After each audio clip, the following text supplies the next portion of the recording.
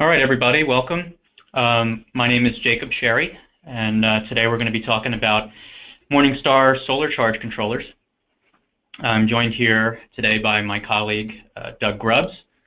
And don't worry, this webinar is going to be recorded, so if you miss anything and you want to watch it again, we will have that accessible to you on our resources tab on our website. And as far as questions go, feel free to type them into the chat box at the bottom of the GoToWebinar pane, and then either Doug or I will address them as time permits. Looking at trying to wrap up the webinar in about an hour. So without further ado, let me get started and share some information about Morningstar for those of you new to the brand. For over 20 years, about 22 years now, Morningstar has been a leading manufacturer of solar controllers and inverters, specifically for off-grid. And we're known for maintaining the same ownership, management, and distribution partners pretty much since the very beginning. Now, our customers always identify Morningstar as having a very high product quality rating, continuously give us the highest honor of the A rating for product quality, and since our inception in 1993, we've sold over 3 million Morningstar products. They've been supplied worldwide through our selective distribution network of, I think, stands at 231 distributors now. Our products are proudly designed in the U.S. We have warehouses in both Los Angeles and Taiwan, and we're also very proud of the numerous patents and trademarks that we hold. All right, so as we get into it, let me just give you a little bit of the basics about a solar charge controller. Let's just talk generally about what its primary function is, and that being to maintain the battery at its absolute highest state of charge possible while still protecting it from overcharging by the array. Now, as far as other differentiators amongst controller families, we have other controllers that integrate a feature known as load control. So many of our controllers feature that, and they have what's called a low voltage disconnect threshold, which is a pre-specified voltage set point that's programmed into each charge controller. Some are custom programmable, and what this does is for loads that are routed through the charge controller's load terminals, it's directing power straight up from the battery out through the controller into the load. The controller now has the ability to monitor the battery's voltage and disconnect the loads if they drain the voltage of the battery too low. And so, to prevent irreversible damage, the controller has the ability to disconnect the loads at this point and preserve the battery capacity and cycle life. Now, they can also, charge controllers have really come a long way since their inception. They've become more sophisticated, more broadly encompassing their ability to monitor different system parameters. And so this is all done by through the use of status indicators, using meters and LEDs, and that will display useful information such as battery voltage, current, system operating temperatures, and other alerts for conditions happening elsewhere in connected components within the system. And to add to that point, some of the charge controllers are able to facilitate remote communications as well for remote power systems. It's a very useful feature. So again, just sticking with the broad idea of a solar charge controller and how it fits into the system, generally what you'll find is it represents about 10% of the total system costs. But it really stands for a much higher level of importance than just the cost percentage can account for. So we always advise strongly that if you're going to try to reduce your overall system costs, don't cut corners on the charge controller. Going with an inferior charge controller that is more prone to failure that's really taking a big gamble. You end up with, at a minimum, a significant loss of power, as well as possible damage to your batteries. And your batteries are the most expensive component in your system. You certainly want to protect those the best you can. So, to really put a stamp on that point, you can have the best batteries, the best modules in the entire world, and really they're only as good and reliable as your charge controller. So on this slide, you'll see just a list of some typical off-grid applications where Morningstar charge controllers are often used. And you'll see primarily, I guess, we probably have a lot of residential installers joining us today on the line. And it's important that they know that Morningstar has certainly had a history of catering to this application for residential customers. But they also have been widely used in several different industrial applications, as you can see. And then on the next slide, we'll take a look at the stages of which a controller regulates charging of a battery. So for those of you who may not have seen this graph before, this is a somewhat typical 3 or 4 stage charging pattern that most charge controllers use to maintain charging of the battery throughout a typical 24-hour one-day cycle. And so in this graph, I'll take you through it, just kind of walk through it piece by piece, but what you'll notice is that this is a graph of voltage versus time. And so starting off from left to right, the nighttime is typically when your voltage of your battery is at its lowest point, basically just maintaining that low voltage right up until the sun breaks. And so when the sun comes out, as soon as full solar resource is available, the charge controller is going to be able to dump full current up to its rated capacity into the battery. And so that stage is known as bulk charging. And so what that will do is, you're linearly or constantly increasing the current all the way, maintaining until you get to this set point here, which is called the absorption set point. And it typically represents about 80 to 90% the state of charge of the battery.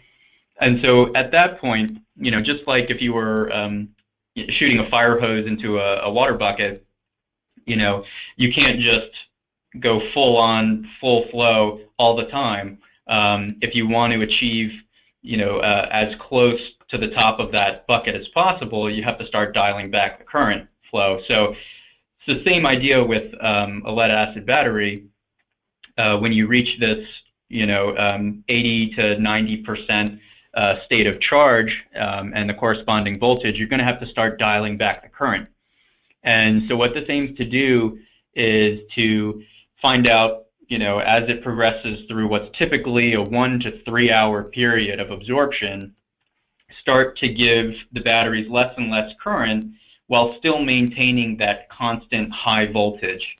So then by the end of that absorption cycle, you're looking at typically around a 98% state of charge, at which point we know from empirical evidence that you don't want to keep a lead-acid battery at too high a state of charge for too long.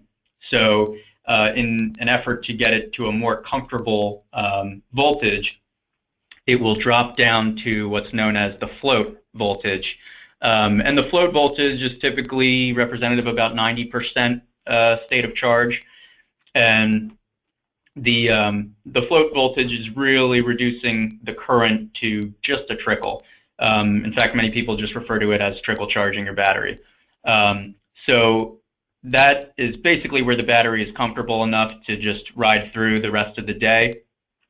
And then, another important aspect of the float charge is that things have to be, the way that the float voltage is regulated, you have to make sure that you're not giving too much current to maintain that voltage, because the battery is going to have a natural discharge rate as well.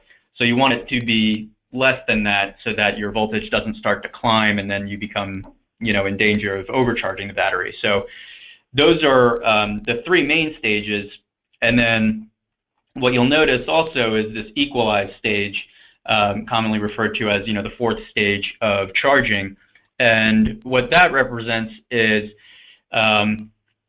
it's mainly suitable for flooded batteries or open vent batteries. And this isn't something that the system's going to go through each and every day. It's typically, depending on your depth of discharge for your battery, based on your load requirements throughout the day. Typically, it's only needed about once a month, on a 28-day cycle. And some charge controllers are, pre-programmed to do that automatically. Others you can initiate via, a manual equalize. So basically, what happens during equalize is it's typically the highest voltage regulation period of a battery.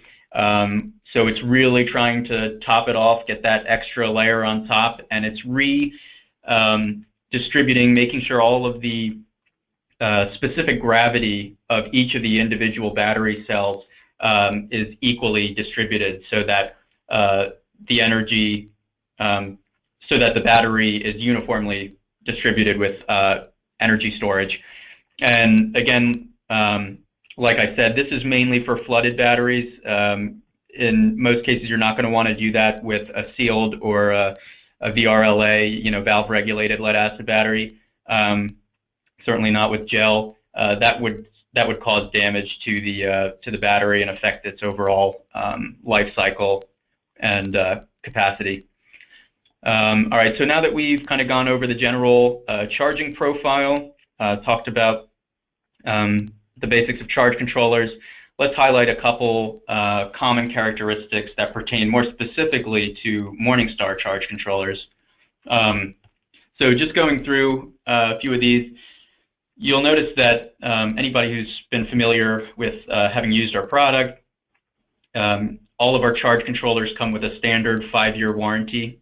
As far as our business model, these charge controllers and products are supported by our network of select wholesale distributors. Like I talked about earlier, I think current number stands at roughly 231 distributors, thereabouts.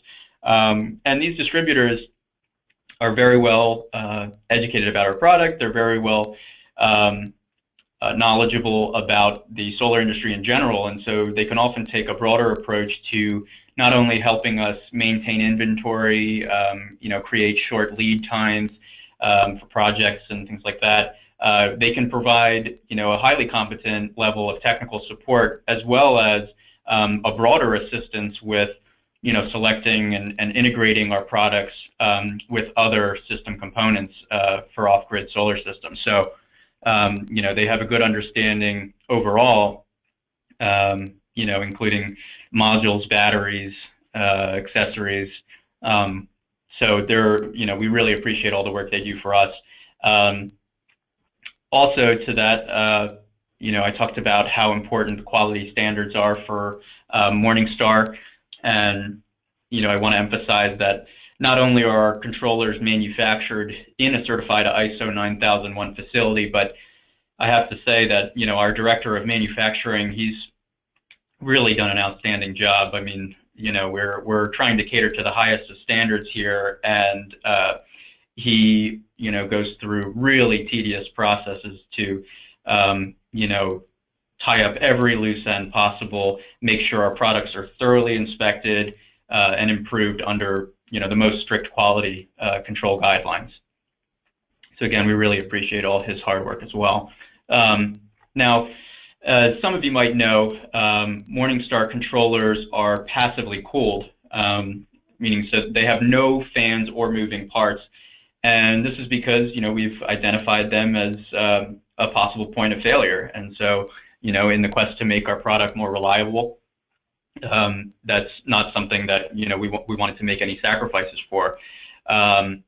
So, just kind of alluding to a quick example that I think a lot of people could relate to.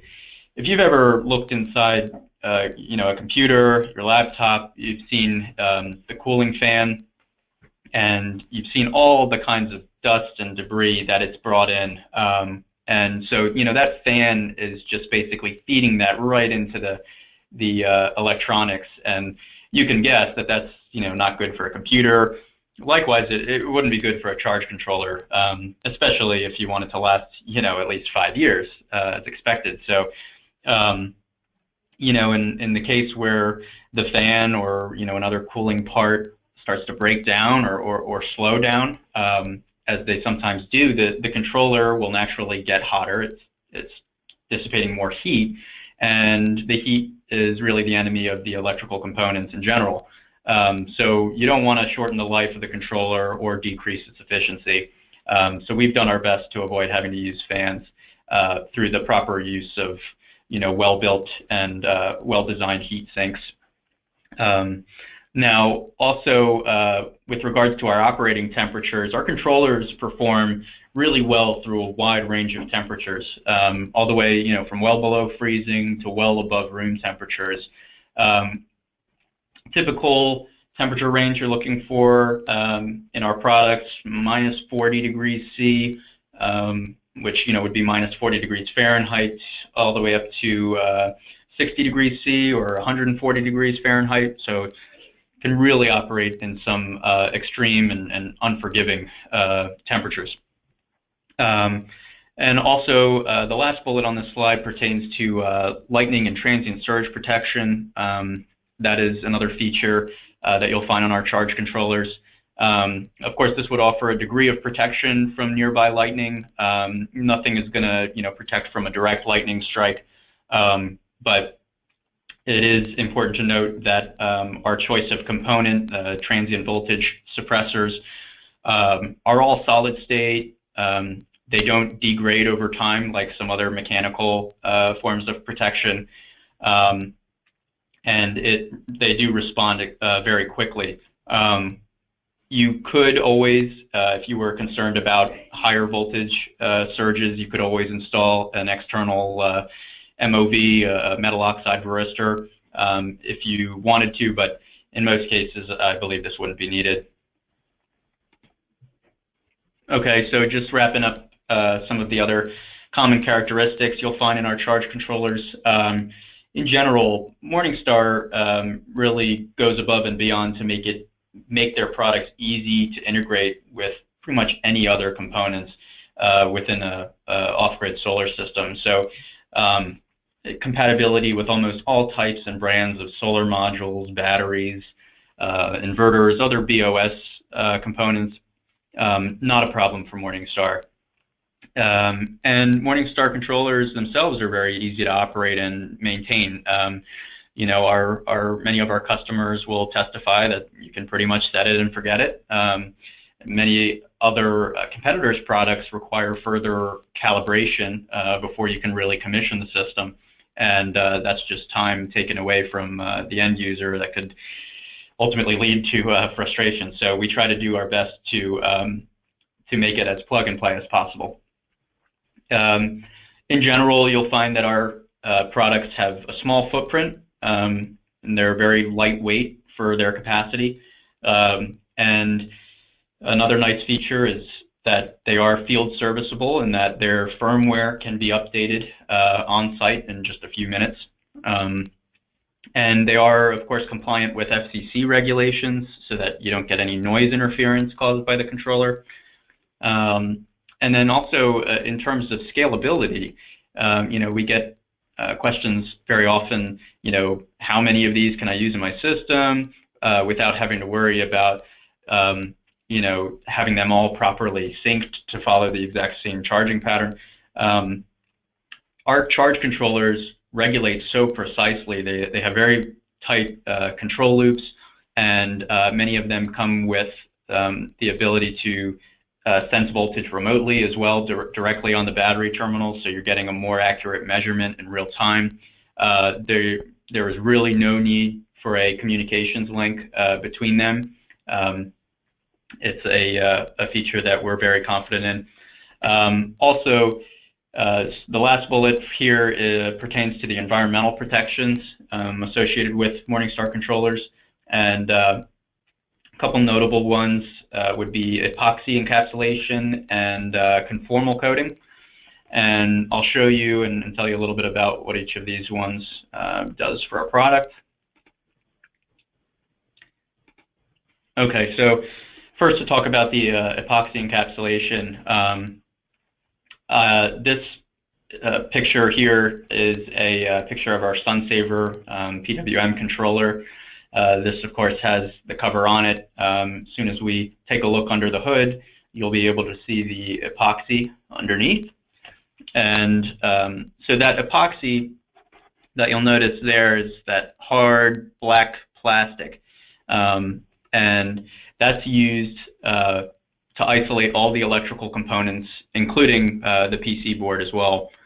And this helps to protect and eliminate, problems caused by humidity and other airborne particulates. It's really a best practice for all electrical device manufacturing. Unfortunately, many controller brands don't include this, but for our reliability and quality reputation, Morningstar, of course, goes the extra mile.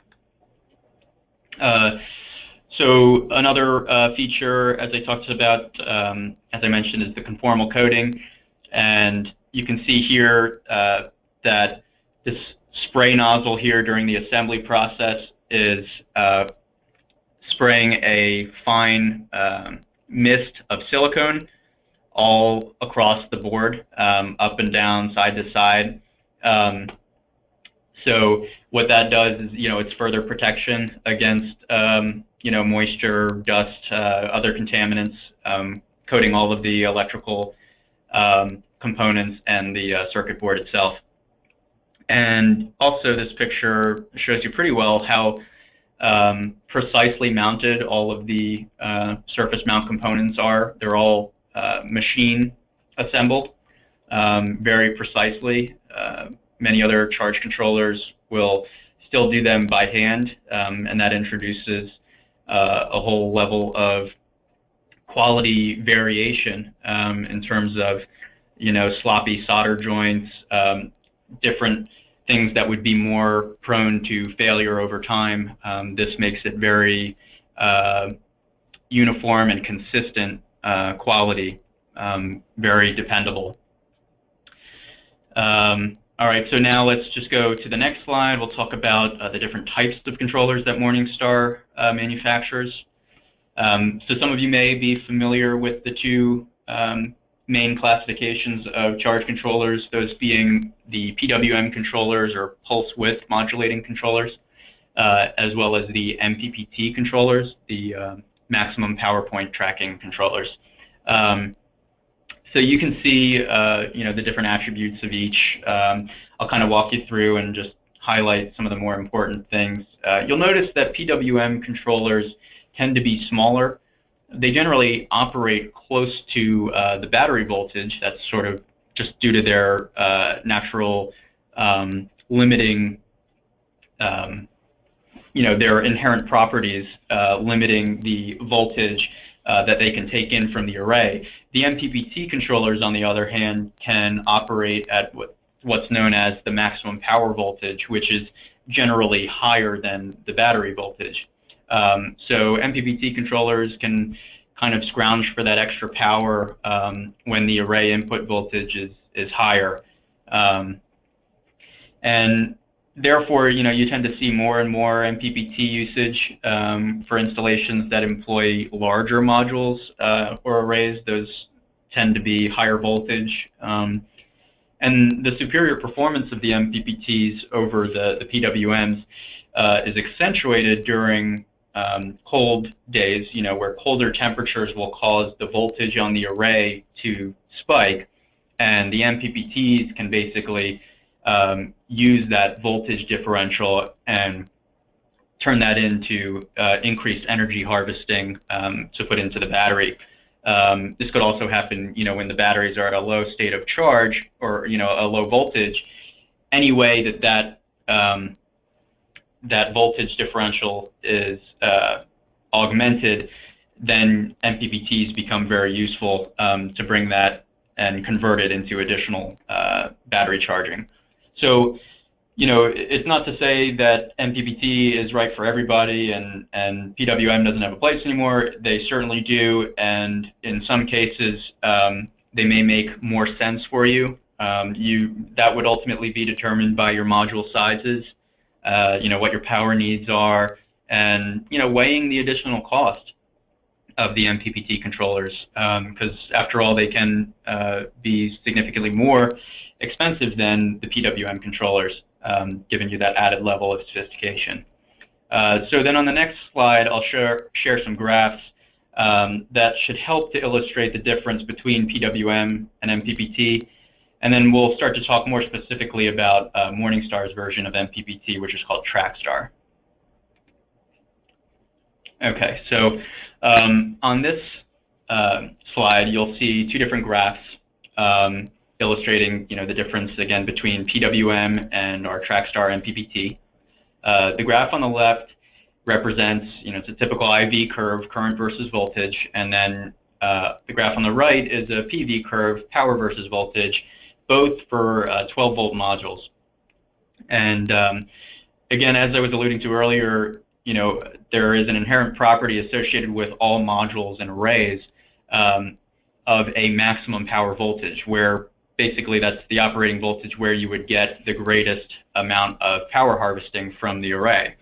And the inherent limitation of the PWM controller being unable to operate that far above battery voltage is not a constraint for the MPPT controllers, which have that added luxury of being able to convert DC to DC from the array to the batteries. So it can operate at much higher voltages and still turn that into additional charging that you wouldn't have otherwise. So you can see on the graph here this typical battery range, battery voltage range for a 12-volt system, 10 to 15 volts, would also correspond to the traditional PWM operating range. Again, you have to use matching nominal voltage panels for, if you're using a PWM controller that match your battery voltage, whereas you're not subject to the same constraints with MPPT controllers. Okay, so that added ability to convert, to provide DC to DC conversion, it can accept and convert high voltage power to low voltage power. Important to remember that whether it's PWM or MPPT, these devices aren't creating power. Power is conserved input to output. Minus maybe just a percentage or two from conversion inefficiency. But the MPPTs operate at that maximum power voltage, and they're going to be able to deliver more power to charge the batteries than the PWM. How much can vary, but this boost phenomenon provided by MPPT typically accounts from anywhere between 5 to 25% more charging power than a comparable PWM controller. So, MPPT also allows you to use lower cost high voltage PV modules. So, where you spend more money on the controller, you can sometimes save money on the modules that it's compatible with, whereas you don't have that luxury of using the cheaper modules with PWM controllers. Also with MPPT controllers, because they have a higher voltage threshold, they allow you to use longer strings. You can basically try to combat. You don't have to worry as much about voltage drop over long wire runs, and therefore you can use smaller diameter wires. You can save costs on copper, which can be significant to the overall system cost. So they are really convenient from a system sizing point of view. And TrackStar MPPT I want to emphasize is really different than other MPPT solutions found in the industry. I mean, you can't really generalize and say that, oh, well, you have an MPPT controller, I have an MPPT controller, they're all the same. They can really vary quite considerably. And one important aspect of an MPPT controller is that their primary objective should be to operate at that maximum power voltage as frequently as possible.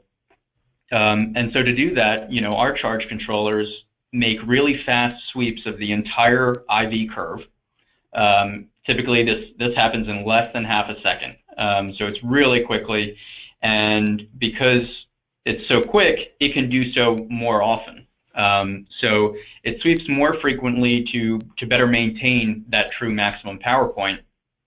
When considering an MPPT controller, it's important not only to think about how many seconds or fractions of a second it takes, to sweep that power curve, but also how often it does sweep in, a day-long period. So some MPPT solutions have much slower, less frequent sweeps.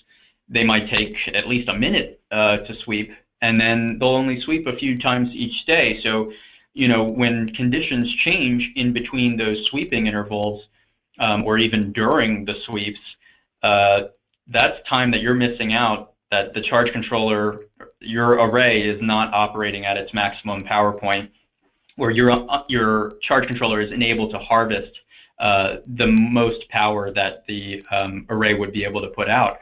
So, you're really, it's important to pay attention to, having a charge controller that can adjust very quickly on the fly and stay on that power point as often as possible.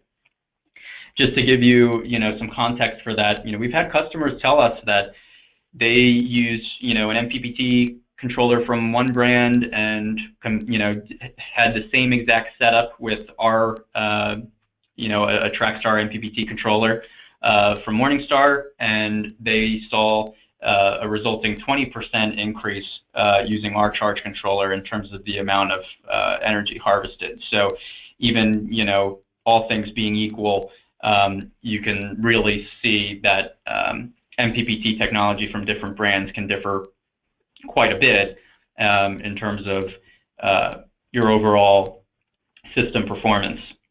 So before taking a look at several of our PWM and MPPT controllers, let's just talk about another important point, efficiency.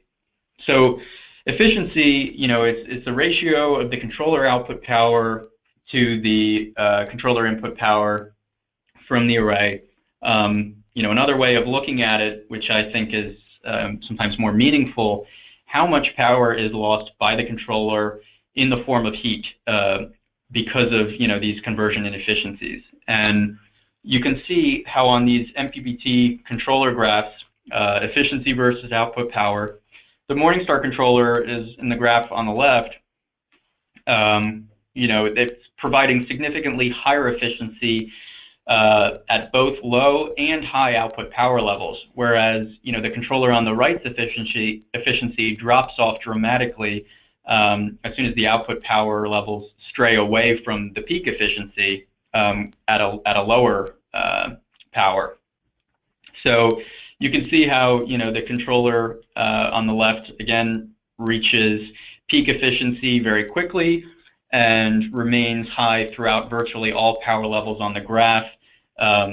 So typical of Morningstar efficiency curves, you're going to see this nice flat curve indicating our ability to hold and maintain peak efficiency pretty much throughout the power range, even being used at full power.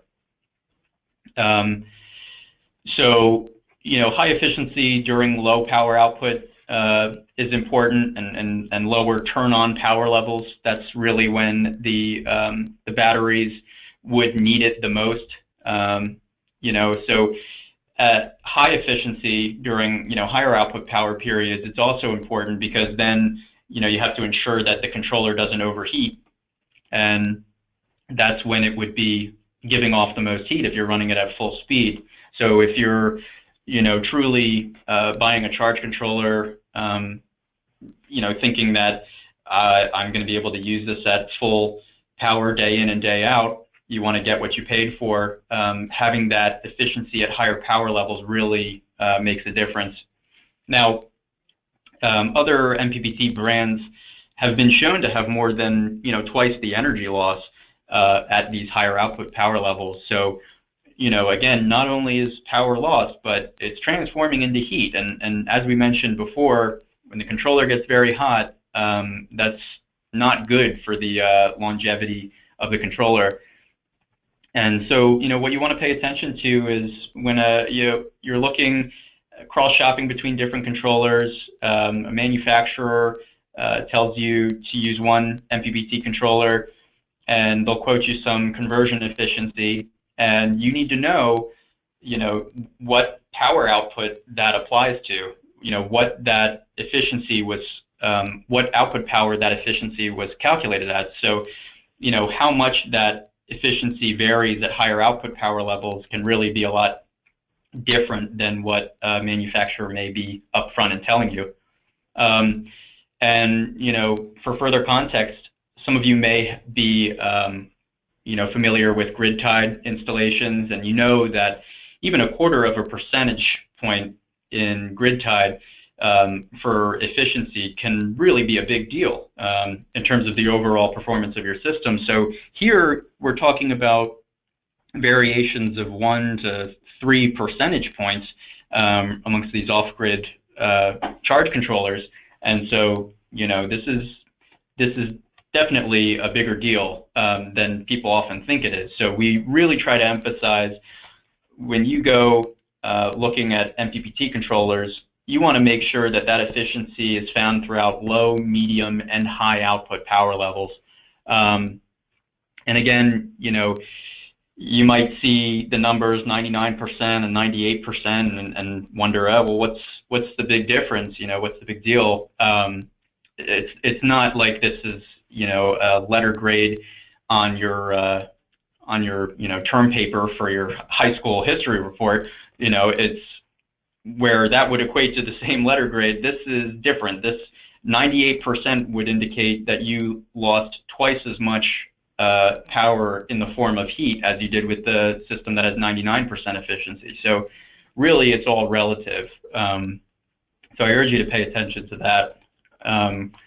So again, I think we've talked enough about Trackstar MPPT and the higher efficiency that it provides throughout the output power range. Now, all of that results in increased energy harvest, and we'll talk more about the specific MPPT controllers in just a sec.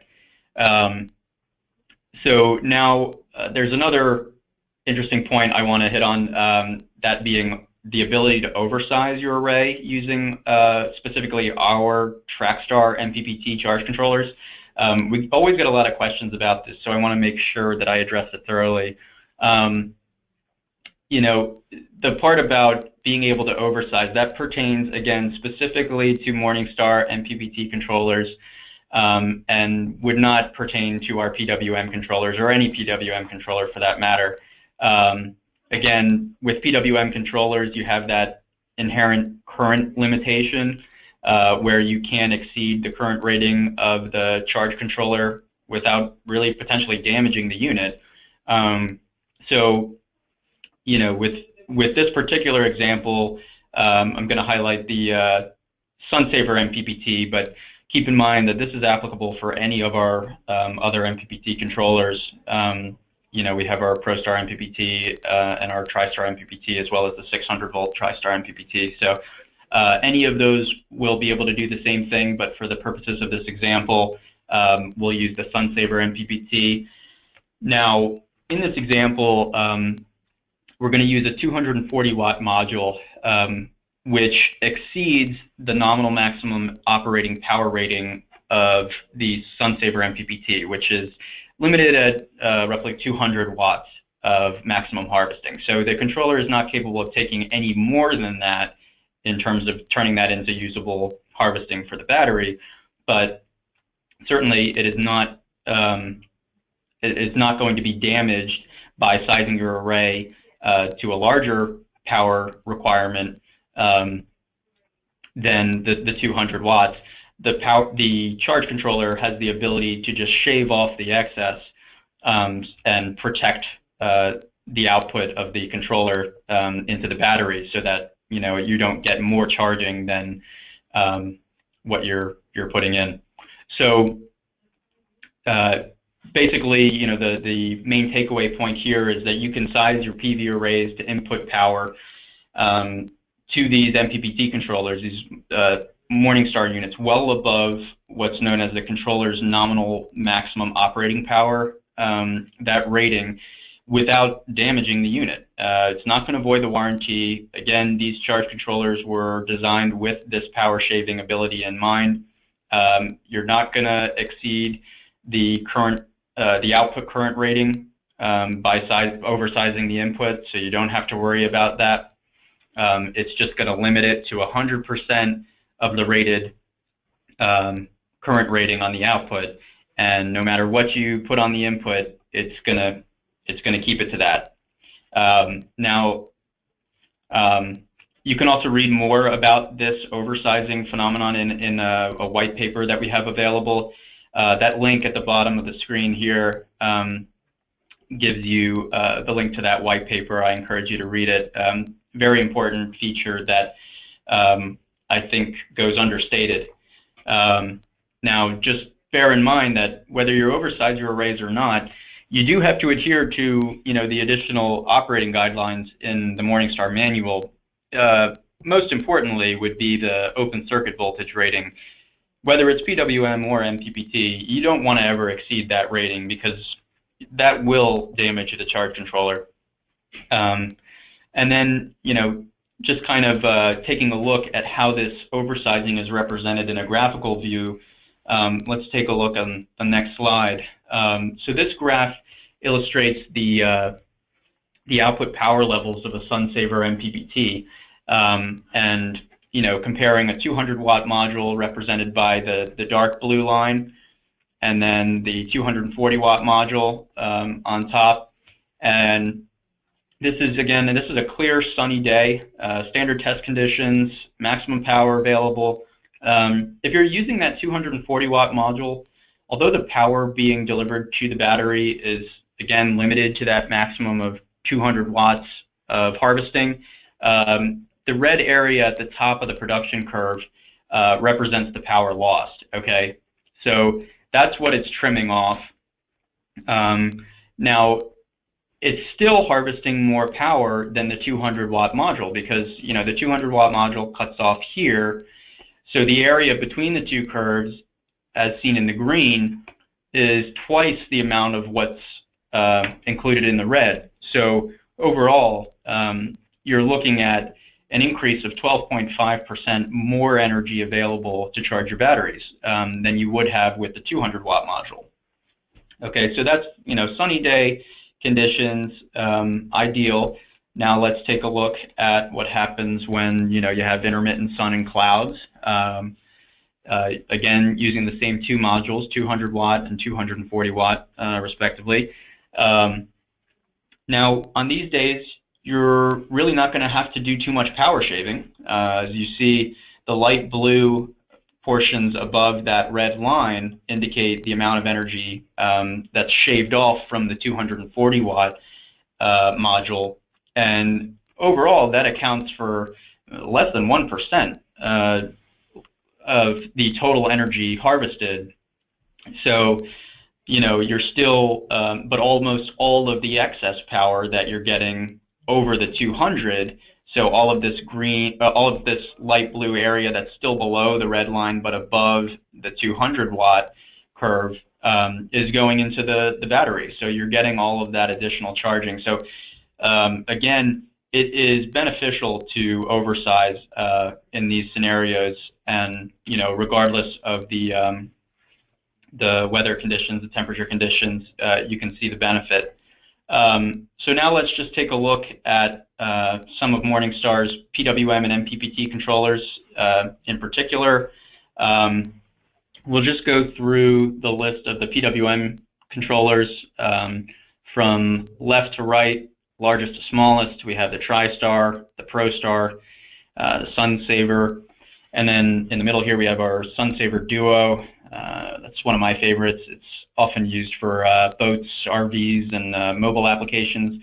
We have the Sunlight, the Sunkeeper, and then the SunGuard. So we'll go ahead and highlight just a couple of them real quick.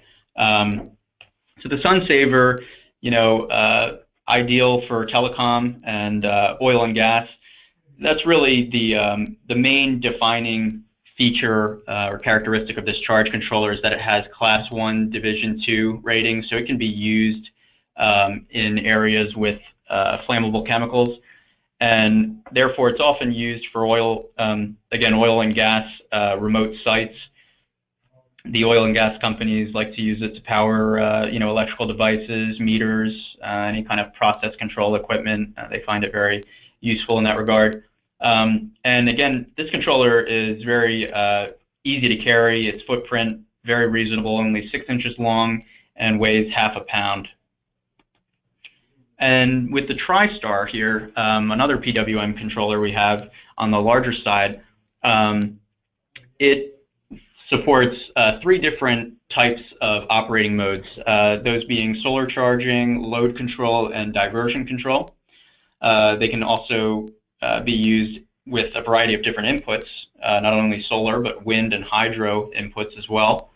And this charge controller can operate all the way up to its 60-degree Celsius nameplate rating without having to derate.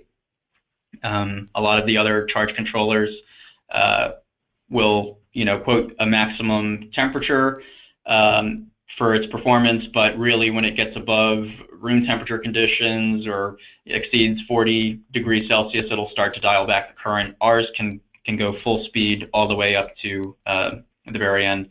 And it comes in 45 and 60 amp versions. Each one of them is capable of handling a 12, 24, or 48 volt battery. They do have extensive electronic protections, and also, as I mentioned earlier, the remote communication ability. In this particular controller, it's facilitated by RS-232, so that can help you set custom settings, data log, monitor remotely, and again, re-emphasis of that not having to use fans, being passively cooled, very important. Okay, so then just to talk a little bit about the MPPT controllers, you'll see here we have the 600 volt, its younger, smaller sibling, the regular TriStar MPPT, that's a 150 volt. The ProStar MPPT is our newest one, and then the SunSaver MPPT that we mentioned in the previous example. And so we'll talk a little bit about each of these. Again, SunSaver, definitely the most economical, the smallest footprint. 15 amps is the charge rating and load rating as well, and they the single unit is capable of being used with either a 12 or 24 volt battery, and they'll produce 200 and 400 watts respectively. And like any MPPT controller, you're looking at a 5 to 25% charging boost over PWM charge controllers, hopefully helping to increase the battery life. It is extremely flexible. One nice feature about this charge controller is that it can be used with a 24 volt nominal array while charging a 12 volt battery, something that you can't do with a PWM controller, again, because the voltage of your battery has to match the nominal voltage of the array. Not the case with this, because it can provide DC to DC conversion from high voltage to low voltage.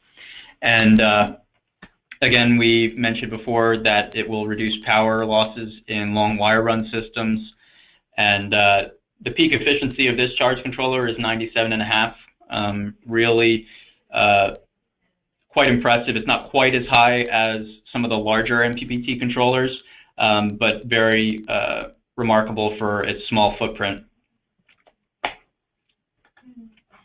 And so then here we have the ProStar MPPT. That's our newest one. That one you can see here is available in metered and non-metered versions. 25 and 40 amp versions you can get with either with or without the meter for each one. And each one is capable of auto-sensing 12 or 24 volt battery banks. It has a maximum VOC of 120.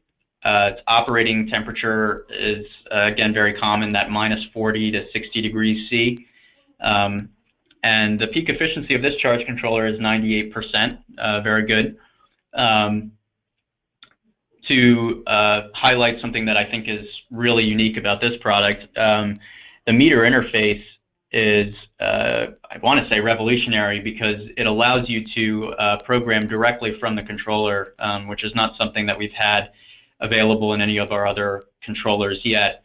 So all of that custom programming, you don't have to connect to a PC anymore. You can do it straight from the meter for the most part. These controllers also feature load control in addition to lighting control. They have, they come equipped with full diagnostics to relay, important information about system parameters, and also can data log up to 256 days. And this is this just highlights the optional wiring box that's available for the ProStar MPPT. Very good for use in systems with conduit and larger gauge wires.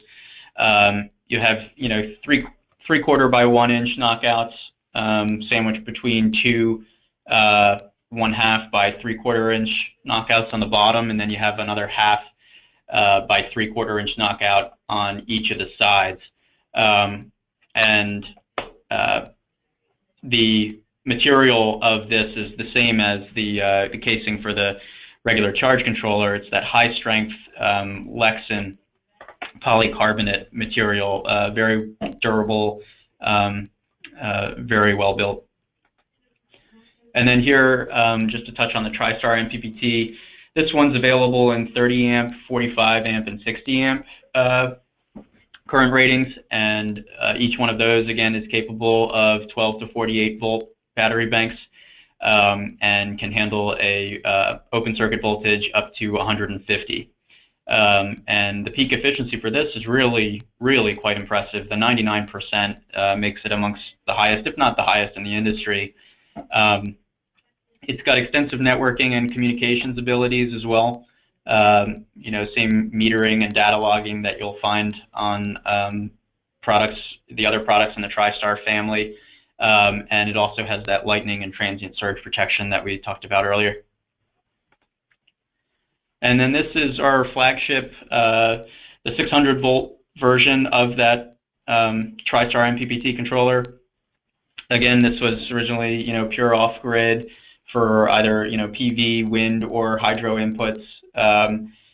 What's nice about this is that 600 volt threshold is, allows you to add on modules without suffering any of the string sizing issues that are common to other controllers. You have a lot of room to work with. So instead of having to reconfigure, you can basically just keep adding on in longer and longer strings, higher voltage. So the peak efficiency for that is 97.9%. That is very impressive for such a high voltage controller. And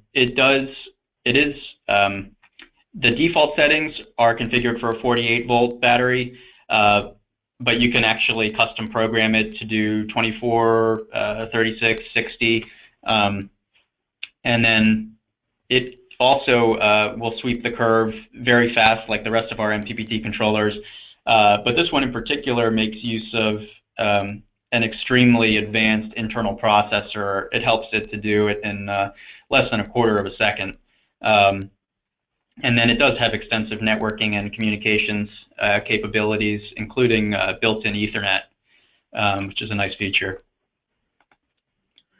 Okay, so then just to touch on the newest version of that 600 volt charge controller, this one incorporates a DC transfer switch. So this would be used in grid-tied existing grid-tied systems to retrofit them for battery backup when there's a grid outage. And so, again, just to kind of highlight some of the specs of this switch, it's a 30 amp double pole, double throw, and it's break before make, so you can't physically maintain connection to both components at the same time. Power will only route to one or the other. And again, in the interest of time, I don't really want to go into it too much because I know we're already running over. But it is important just to kind of give you guys show you guys the schematic of how this charge controller would be used in a system. So you can kind of see here, this is the normal grid-tied operation with the controller. Current is basically just passing through from the array through the controller. The controller is inactive. It's just directing power to the string inverter, DC to AC. That AC goes to your main service panel, and then the excess goes to your utility for a credit. On the next slide, you'll see here, during the backup operation, you're able to switch over so that the DC flows through the charge controller. Your charge controller is actually active now and performing the DC to DC conversion to harvest energy into the battery. And then that battery power is going to go through the inverter charger, transform DC to AC, and then that's going to be used to power your critical loads. So just really quickly to touch on some of the advantages of this backup solution.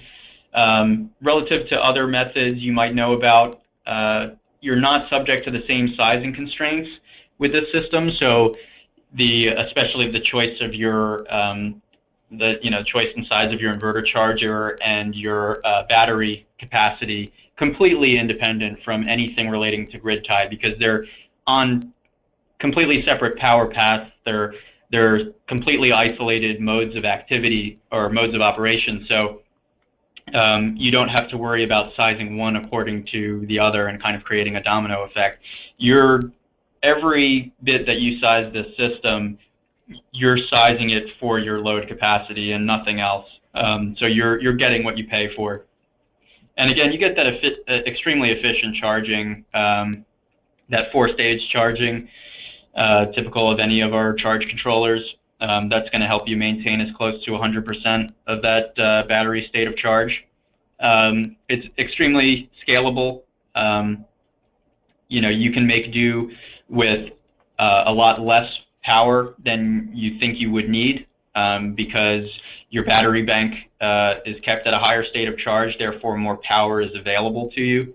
And it's also, this system overall, in terms of the attractive price point, it's the lowest total cost for an entry-level retrofit. So strongly encourage you, if you're interested, to consider this as an option.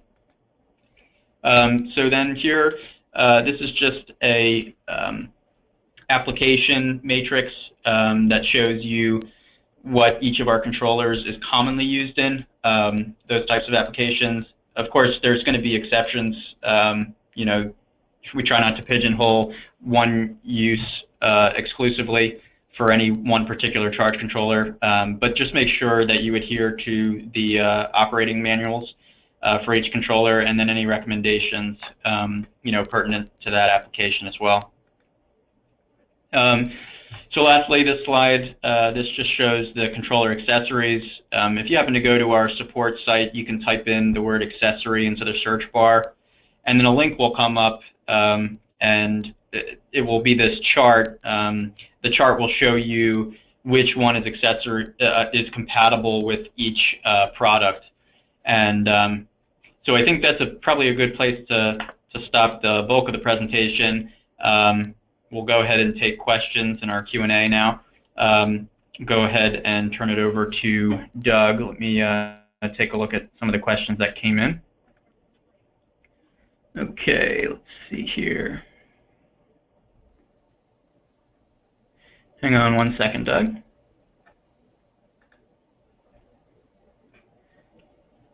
Okay, so Doug, I got a few questions for you that came in. I think these might be good. Are blocking diodes necessary with 3 paralleled panels feeding a PWM controller? No, they're not. All of our controllers will disconnect from the PV array at night, so you don't need to worry about battery current feeding back reverse current at night. So every one of our controllers has reverse current protection at night as a feature. Okay, excellent. Follow up here, let's see. Next question. Someone asked if the TriStar can be used with ambient temperatures greater than 45°C. Is that right? Yes, our controllers are rated to 45°C for the UL listing. If it happens to get above that, it's not dangerous since it can continue to operate, but the 45°C is the maximum power, the rated maximum current that it can operate with at that temperature. So above that, it may start to derate. You might also get derating due to high heatsink temperatures because it's not mounted correctly and there might not be enough airflow. So it's a similar situation where it can continue to operate. It's just a question of whether it will start to derate above 45°C or not. Yeah, that's a good point. Well said. All right, I know we're running over here, so let's just take another one last question, and then anything else we will address offline. Can you set the low voltage disconnect voltage? Yes, that can be adjusted for certain controllers. Most of our controllers have a setting for low voltage disconnect. Typically it's between 11.5 and 11.7 in that range, but there's also an adjustment for some of our controllers with different dip switch settings, and our Sure Sign, which I don't know if we mentioned that, has a adjustment for low voltage disconnect, which is our little 300 watt inverter. But all of our controllers, which are programmable, that is any controller with a meter bus port, will be able to be custom programmed, and you can adjust all of the settings basically, including the low voltage disconnect. Okay, very good. I think that answers some good key questions. I'm sure a lot of people had the same thoughts. I think we should go ahead and wrap it up. I just want to thank everybody for attending, and thank you, Doug. I'll go ahead and close it out. Thanks, everybody. Thanks.